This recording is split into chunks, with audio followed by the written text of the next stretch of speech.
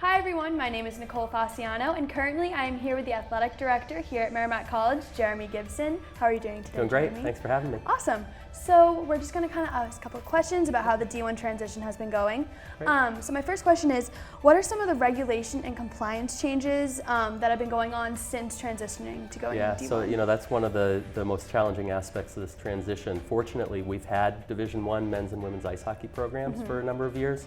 So we've operated by two sets of rule books, and they are big, thick things, and if you ever have insomnia, it's a fun thing to read to put you to sleep. But now we get to operate by one set of rules, and so really all the rules that we've been applying for years to the hockey programs now apply to all of our other groups. And there are a lot of different things that range from the size of the rosters to playable seasons and all sorts of things, eligibility, and it's in some ways it's more challenging, but in some ways there's a little bit of a burden that's been relieved, because now instead of having two different departments essentially that we're running where we tried to be cohesive with it, they're all operating by the same rules. So it's kind of nice to be in that situation. Yeah, no, definitely. Yeah. And do you think Merrimack's going to be adding any teams moving forward due to the D1 changes? Yeah, and I don't know if it's as much about the D1 changes as it is about kind of the amazing growth that we've seen on this campus over the last 10 years. So I came to Merrimack in 2013, and over a period of time we've added sports, primarily women's sports. We've added the women's swim team, we've added track and field teams, we've added the golf team, the women's hockey team in 2013 being the most recent one. But we've really created over that period of time about 120 to 140 opportunities in the varsity programs for women. And it's been part of the overall growth strategies for the college as well. As we go forward, we're going to look at our conference and the sports that they sponsor as championship sports. And while we fit their profile very closely and offer a lot of the same sports already, there are some that we don't have right now. So women's bowling is a championship sport in the Northeast Conference, and we don't have it. Yeah. At some point we probably will, but then we look at the opportunities that we might have to meet kind of the interest and ability of our students or prospective students, and so thinking about things like adding ski teams potentially. We've got a partnership that's being developed with an organization called Squash Busters, and so there's a likelihood of having squash on campus at some point, and if we have the facilities, then certainly we'd be looking at adding the teams as well. So I think there will be some growth, but I think it's just more tied to the overall strategy of our profile more than the Division I piece. No, yeah, that's awesome.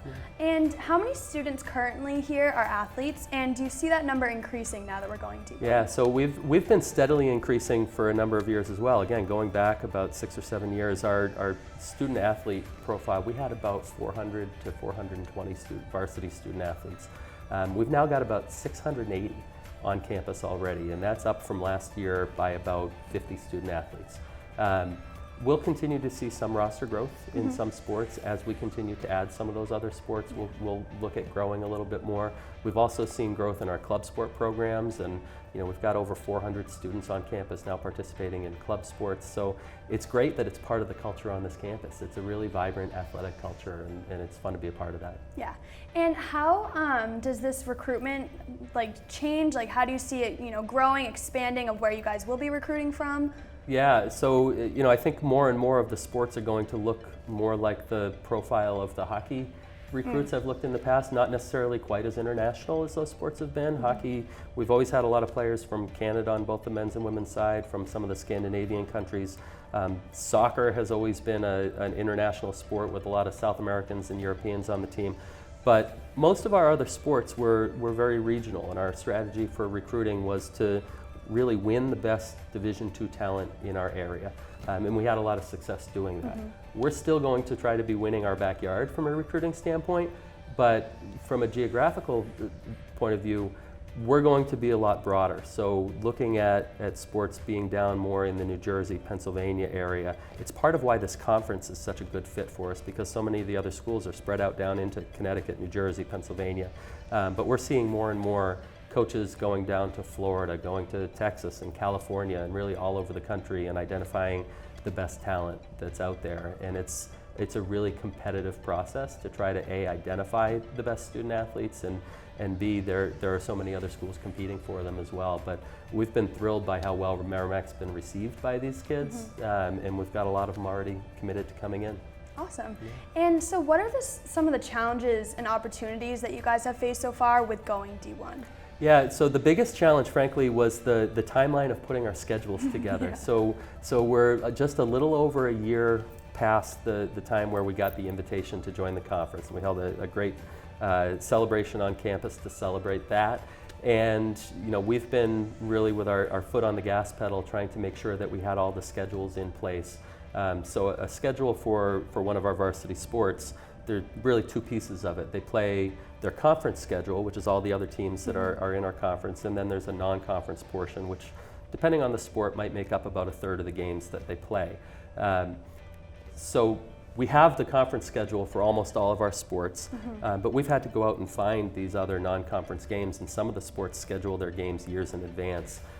So we've been having to leverage relationships that we have with colleagues around the country, whether it's our coaches working with their colleagues or myself and other people in the administration, just trying to find the matches. And we're thrilled with what we've been able to do in terms of the opponents.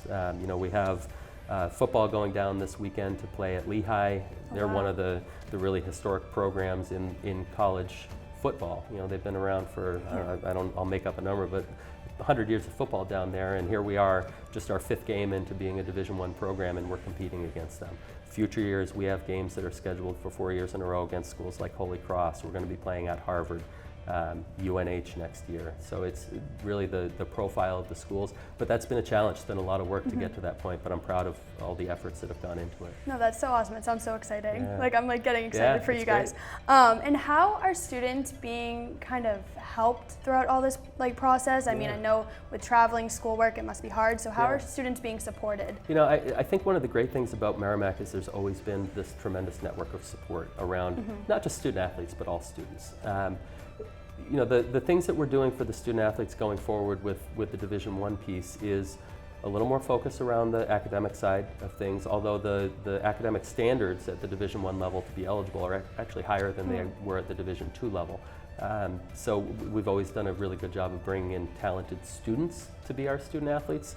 But there's a real time commitment. And so a lot of it's about having, it's not so much about the tutoring side of it, it's about the structure and making sure that from a time management standpoint, when you have a student that's spending as much time in the classroom as they are, as much time as they need to focusing on their sport, making sure that they've got the tools to be successful. And whether it's Dean Ellard in the Student Success Center or all the different deans in the academic areas, they do a fantastic job of working with student athletes.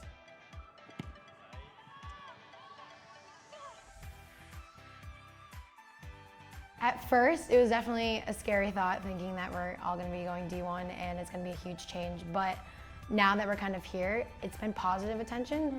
We've been recognized more, which I think is pretty cool. And it's been beneficial. It's been positive for sure.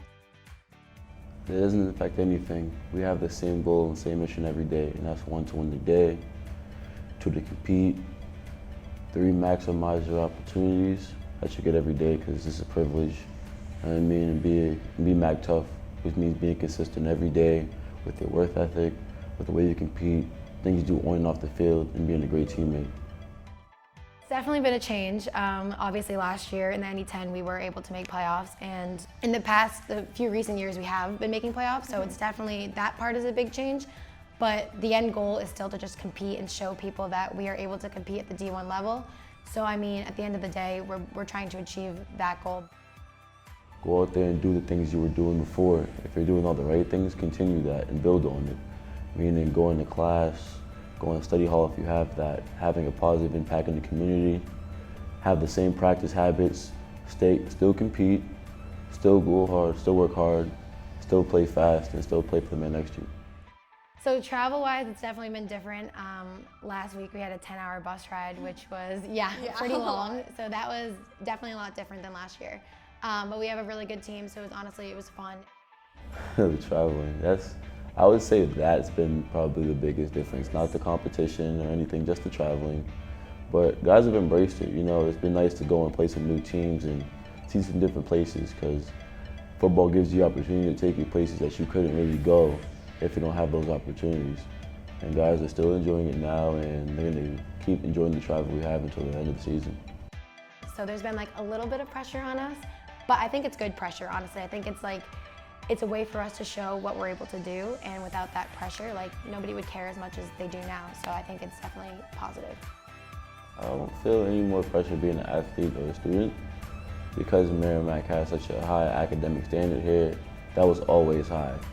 The athletics has come up some, but speaking on behalf of some of my teammates, every player here feels like they could have played at this level from today, from the past, or in the future. They all believe in their talents and the work they put in, and that Division I football isn't a big jump. It's still, at the end of the day, just football. You get a game plan, you practice, you work on that game plan, then you go out there and show it off every Saturday. Surprisingly, it hasn't changed that much. So basically, we practice every single day except for one day during the week, and it's usually the day after our games. So this year, our games are on Sundays instead of Saturdays, so our off days are Mondays. But other than that, it's pretty much similar, which is good. We work extremely hard throughout the week during practice. We compete every day. It's hard. We hit Tuesday through Thursdays. Our coach makes sure that we put in our maximum effort every day to get the results that we want out of each other. We're hoping to empty the tank, and that means emptying the tank in practice, in your preparation, in the film room, in the weight room, and then lastly on the field.